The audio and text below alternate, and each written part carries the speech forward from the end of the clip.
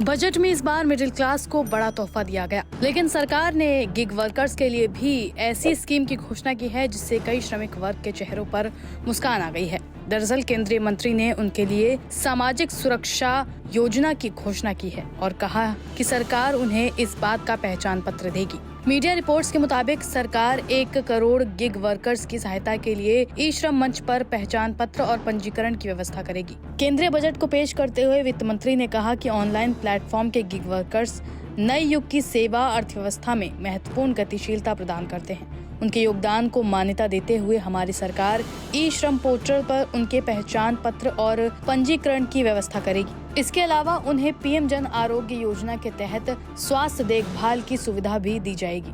इस उपाय से करीब 1 करोड़ कामगारों को सहायता मिलने की उम्मीद है।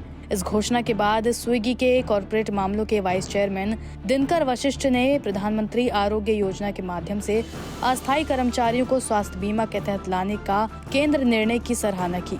वशिष्ठ ने एक बयान में कहा कि स्विगी और कई अन्य मंच पिछले कई सालों से हमारे डिलीवरी पार्टनर्स को कुछ बेहतरीन अंतर्राष्ट्रीय चलन के अनुरूप शर्तों के तहत स्वास्थ्य और अन्य प्रकार की बीमा प्रदान कर रहे हैं।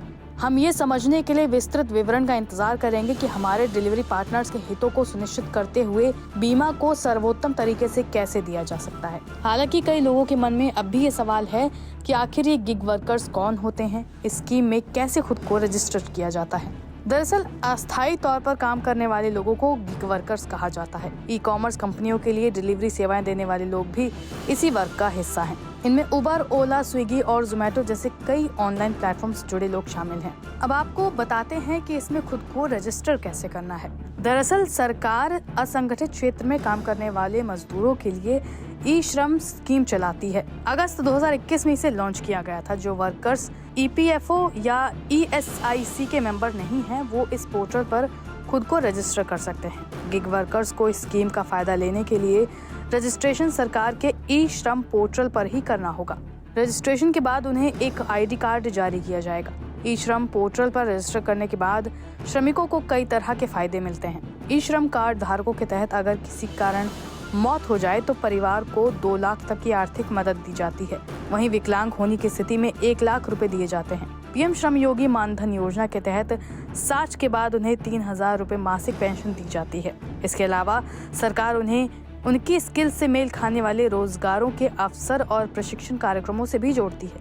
ई श्रम की ऑफिशियल वेबसाइट ishram.gov.in पर जाकर आप रजिस्टर कर सकते हैं। इसके अलावा CSC यानी कि कॉमन सर्विस सेंटर पर जाकर भी आवेदन किया जा सकता है। आवेदन करते समय आपको आधार कार्ड से लिंक मोबाइल नंबर और IFSC कोड के साथ बैंक खाता डिटेल साथ रखनी होगी।